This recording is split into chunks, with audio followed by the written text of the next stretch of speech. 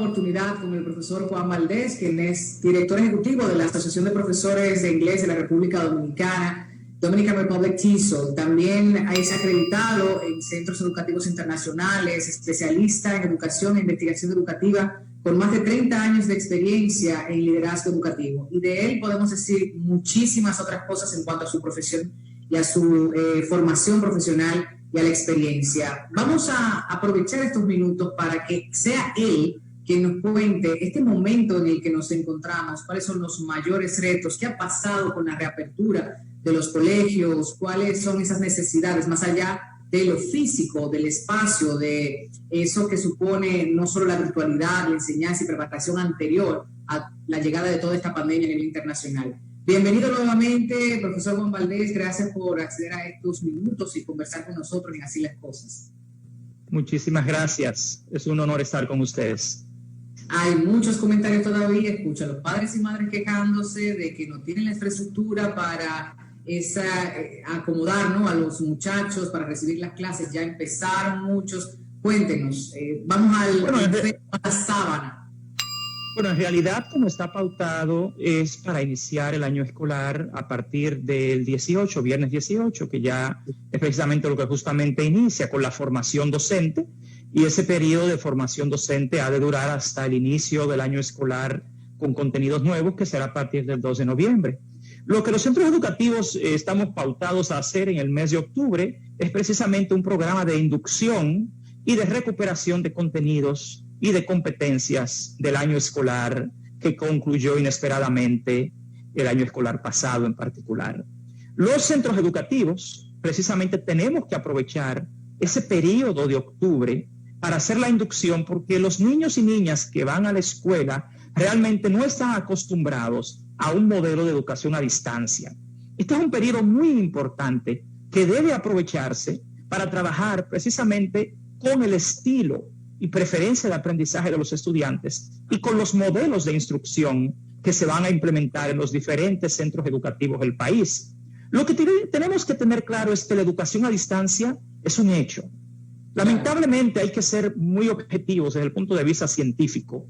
No todos los centros educativos de la República Dominicana están preparados para implementar efectivamente un sistema de educación a distancia.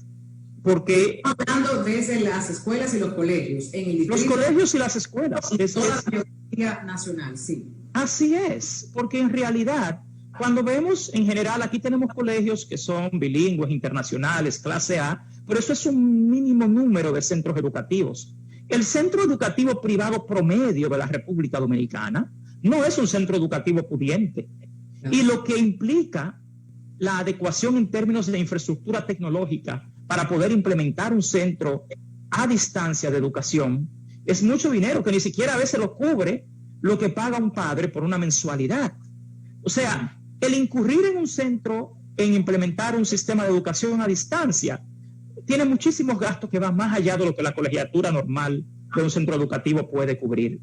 Eso es por el lado... Los porcentuales, profesor, para que la gente tenga una idea de en qué momento vive República Dominicana esos números, o sea, el 2%, 5, 10, 15 de los colegios, al menos si nos circunscribimos a el Distrito Nacional y Santo Domingo.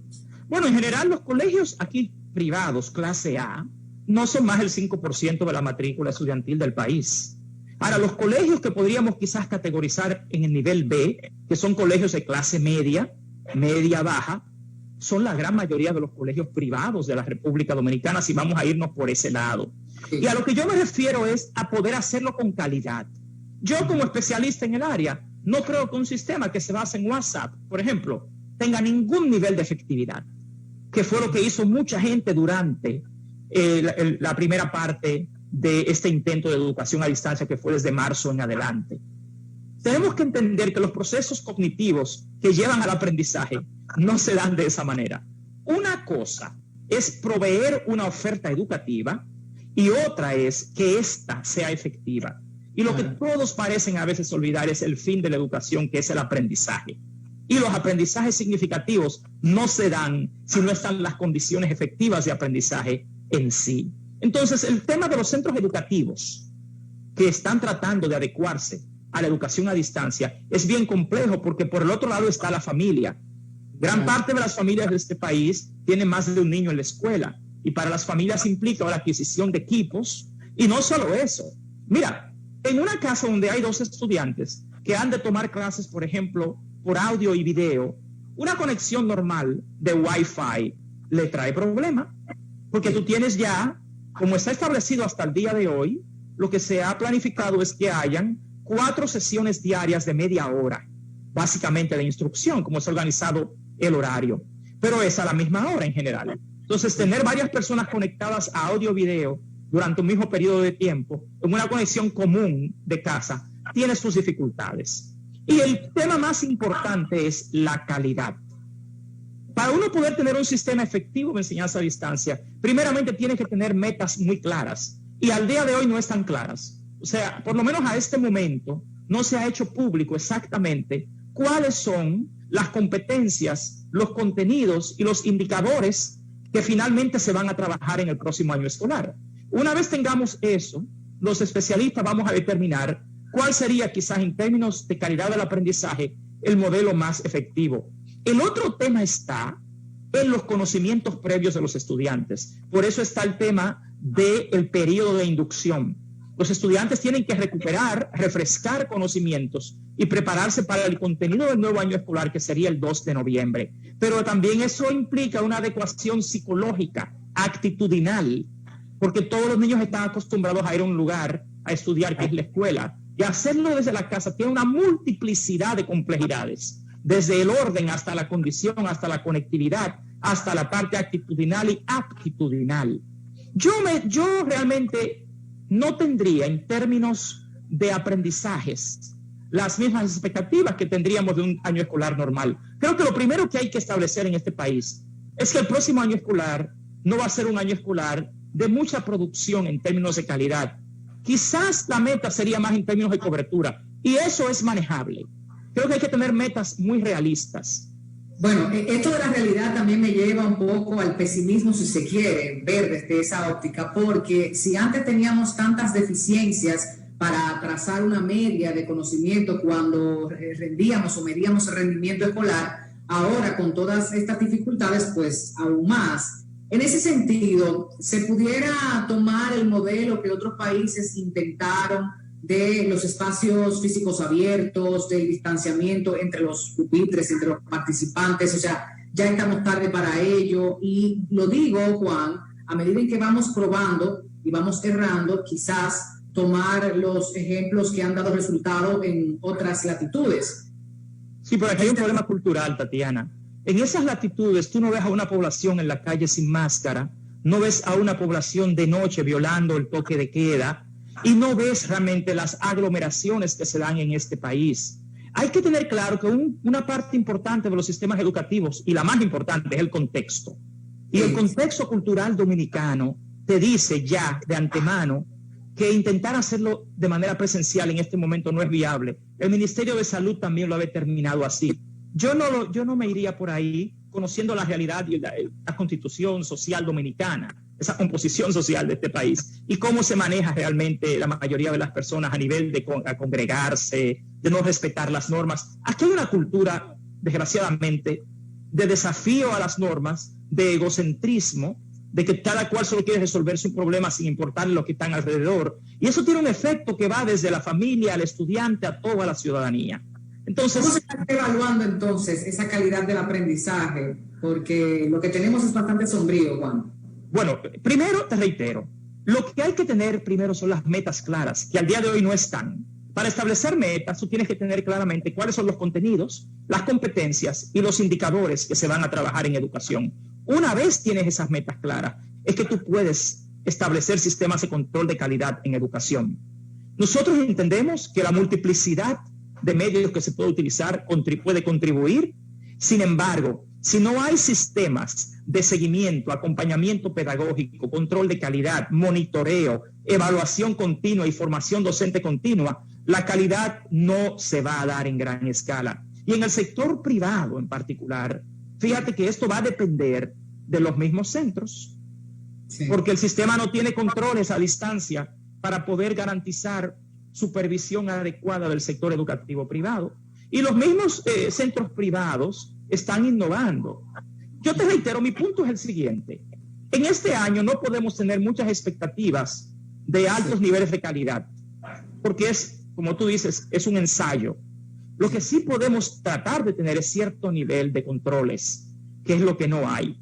Los retos en términos de infraestructura son enormes. Tú estás hablando de que tú tienes más de 2 millones de estudiantes que deben tener algún tipo de conectividad, sea radio, televisión o internet. Tú tienes que tener más de 100,000 docentes que deben ser capaces de trabajar a distancia. Y así de repente no hay un sistema de control, supervisión y monitoreo de esto. Quizás los sistemas de manejo del aprendizaje lo hagan automáticamente, pero muy poca gente en proporción a los 2.3 millones de estudiantes que hay en esto va a poder hacerlo, por no tomar en cuenta el nivel inicial, porque el nivel inicial es un nivel donde no hay lectoescritura, donde lamentablemente en gran parte de quiero decir, no hay lectoescritura, depende mucho, es un modelo de juego-trabajo, senestésico de interacción, y eso es bastante difícil de manejar a distancia. Yo insisto en que este año debe ser declarado un año escolar excepcional. Aquí no se puede estar hablando ahora de cómo vamos a medir indicadores en comparación con años anteriores, porque no es el mismo contexto. Lo que sí debemos tener claro, que no lo tenemos hasta hoy, es cuáles son los contenidos, competencias, indicadores, las expectativas y los sistemas de control y de apoyo al aprendizaje que requiere un modelo de educación a distancia. Ya por último, me gustaría que usted se dirija con esa sinceridad y claridad, magistralmente como lo hace, a ese público que no está en el Estado, que no depende de ellos para las políticas públicas. Sin embargo, desde los espacios de trabajo, desde los hogares, tendrán que emplearse un poquito más a fondo de lo que lo vienen haciendo durante esta pandemia. Mira, la apuesta a las familias, yo soy director de un colegio bilingüe internacional y se lo he dicho a los padres. Hay un tema que es el de la autodidaxia, del autoaprendizaje. Ha habido una práctica fallida en toda Latinoamérica y es subestimar al niño, subestimar a la niña. Si usted en su casa crea un espacio medianamente adecuado, cómodo, con el menor ruido posible, y sus hijos tienen acceso, dígase, a un computador, a una tableta, para poder recibir la clase, hay que apostar al autoaprendizaje. Los padres no deben sobrecargarse pensando que su hijo no está aprendiendo, porque también le meten una presión a los niños innecesaria, porque reitero, padres y madres del país, este próximo año escolar va a ser un año escolar de transición, en el cual su hijo y su hija va a aprender un modelo nuevo de educación y va a necesitar de usted más apoyo emocional y psicológico que intelectual. Usted no tiene que ser experta ni experto en matemáticas ni ciencias. El mayor apoyo que los padres y madres deben dar a los niños es emocional y confiar en que ellos, en autoaprendizaje y como un proceso, van a hacer lo mejor posible, porque el sistema educativo no es un año. El sistema educativo está diseñado cíclicamente. Lo que se da este año se repite transversalmente el año que viene de otra forma a nivel de otras asignaturas. Es como está diseñado el sistema y el currículo. Así que padres y madres, garantícenle a sus hijos por lo menos esa tranquilidad. No se le puede generar estrés y ansiedad. Es más el apoyo emocional y psicológico que van a necesitar que el intelectual.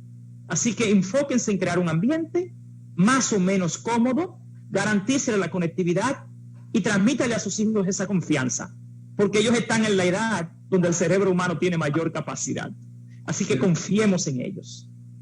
Necesitamos al profesor Juan Valdés en todas las mesas de discusión en el sector educativo en República Dominicana. Agradezco el tiempo. Aparte de lo que dijimos al inicio de esta entrevista, recordemos que es el director del St. Lawrence Bilingual School y coordinador general del Observatorio